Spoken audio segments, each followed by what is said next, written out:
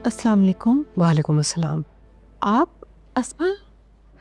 मजबूरी थी, बेटी की खातिर घर से निकलना पड़ा। आप तो जानती हैं कि मैं इद्दत में हूँ। आप आइए बैठिए।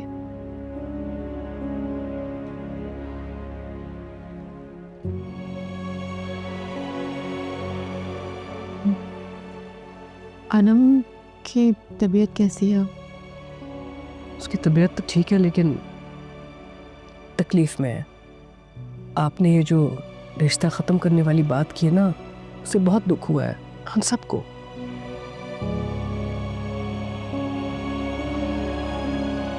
देखिए अस्मा, आप बुरा मत मानिएगा, लेकिन थोड़ी देर के लिए अगर आप खुद को मेरी जगह पर रखकर सोचेंगे तो बताएं कि क्या मेरा फैसला गलत है? पैसों के बलबूते पर आप मुझे और फहद को झुकाना चाहते हैं। कैसी बातें कर रही हैं आप फरीदा? हमने जब फहद और अनम का रिश्ता तय किया था तो अनम की खुशी को अहमियत दी थी हमने। हाँ, हमें आपका बेटा बहुत अच्छा लगा और ये सोचा कि अनम को खुश रखेगा वो। ये पैसों की बात कहाँ से आ गई आपके जहन में? लेकिन अस्मा, इसके बाद फहद आप लोगों का मोहताज तो हो ही जाएगा ना। अपनों में कोई किसी का मोहताज नहीं होता आंटी। रिश्तों में ये सब चीजें अहमियत ही नहीं रखती। अनम हमारी इकलौती बहन है, बेहद प्यारी है हमें। और बाबा ने जो भी मदद की है फहद की, वो एक मामूली सी बात है।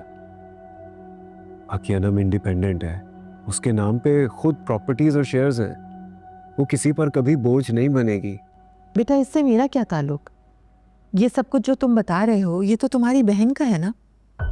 मैं तो सिर्फ और सिर्फ इस वजह से शॉक्ड हूँ कि जो बात जावेद भाई की मौत पर मंजरे आम पर आई वो शर्मिंदगी का बायस थी, और जाहिर है उसकी वजह से हमें भी शर्मिंदगी उठानी पड़ेगी ना। अब कल को अगर अनम इस घर की बहू बन जाती है तो उसके बाप के बारे में लोग जो बातें करेंगे उनका जवाब तो हमें ही देना होगा ना। आप प्लीज आंटी। बेटा फरीदा, मैं हाथ जोड़ के आपसे इल्तिजा करती हूँ, ये फैसला मत ले। नहीं बेटा, रुक जाओ, मैं बात कर रही हूँ ना। फरीदा, मैं अपनी बेटी की खुशी की खातिर आपसे भीख मांगती हूँ। ठीक है, जावेद ने जो किया सो किया, वो तो अब इस दुनिया में नहीं रहे ना।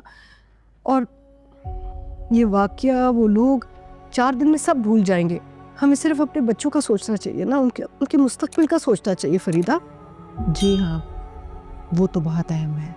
वो लोग बहुत जल्द उस घर से चले जाएंगे। बाकी रही ये बात, तो ये हमारे आपस की है ना। मम्मी प्लीज छोड़ दें अब इस टॉपिक को। बस वो आंटी खुद चलकर आपके पास आई है, रिक्वेस्ट कर रही है, हाथ जोड़ रही है, और क्या चाहती है। मैं भी आपके आगे हाथ जोड़ता हूँ। मैं उनके बगैर नहीं रह सकता हूँ, प्लीज। अच्छा बस ठीक है, अब मैं इतनी भी संदिल नहीं हूँ, और फिर तुम मेरी इकलौती औलाद हो। तुम्हारी खुशी की खातिर मैं ये कॉम्प्रोमाइज कर लूँगी। ठीक है, मैं इस बात को नज़रअंदाज कर देती हूँ। बहुत बहुत शुक्रिया, ये सुन के मुझे बहुत खुशी हुई है। हम वादा करते हैं कि फहद बहुत खुश रहेगा, कोई तकलीफ नहीं आएगी इसे।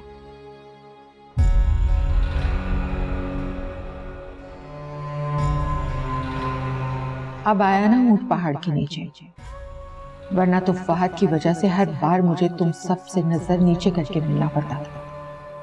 और मेरी बेटी की मंगनी के हर मामले से जिस तरह तुम लोगों ने मुझे निकाला था, अब हमेशा तुम लोगों के सर झुकेंगे, और तुम्हारी बेटी की तो दुखती रग है अब मेरे हाथ में। अब तो खुश हो जाओ अनम, अब तो सारा इशू सॉर्ट हो गया है। हम कहीं बाहर चलते हैं और कुछ अच्छा सा खाते हैं। मेरा मूड नहीं है ज़ैनब। क्या हो गया अनम? तुम कब से इतनी इमोशनल हो गई हो? मुझे मम्मा ने फ़ोन करके बताया था एंड आई वाज शॉक्ड।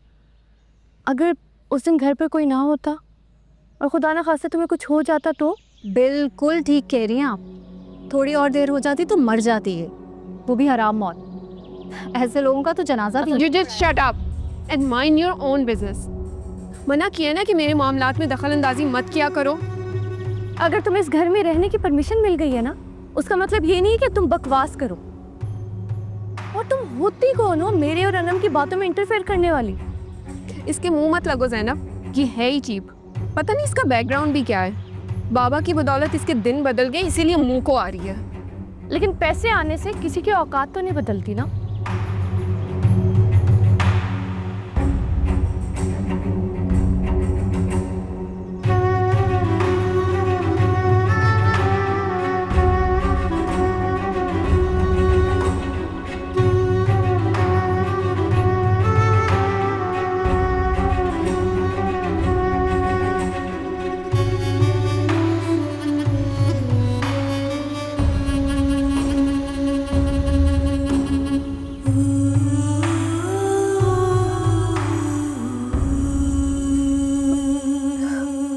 अरे आप ही क्यों रो रही हैं? आप तो फाइटर है ना, हर चीज का मुकाबला करती हैं।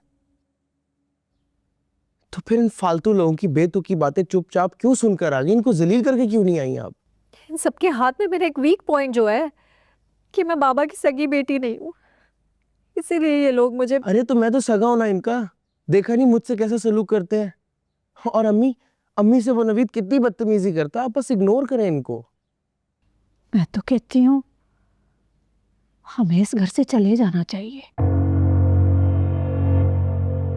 हमें हमारा हिस्सा मिल जाएगा, बेहतर है हम चले जाते हैं। हमने नहीं रहना इस घर में। हरगिज नहीं अम्मी, अब तो हम इस घर से कहीं नहीं जाएंगे। चाहे आपको कोई कानून का खजाना भी दे देना अम्मी, आपने इनकी कोई शर्त नहीं माननी। अरे जब हमें हमारा हिस्सा मिल रहा है तो वो लेकर बेहतर है ना चले जाए। क्या जरूरत है यहाँ बैठकर इन लोगों से दुश्मनी मोल लेने की है?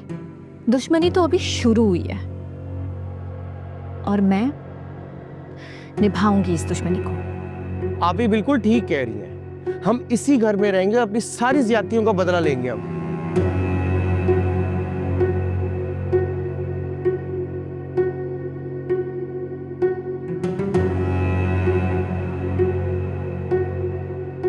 इस अनम को बहुत गुरूर है खुद पे और मुझे हर कीमत पे इसका गुरूर तोड़ना है।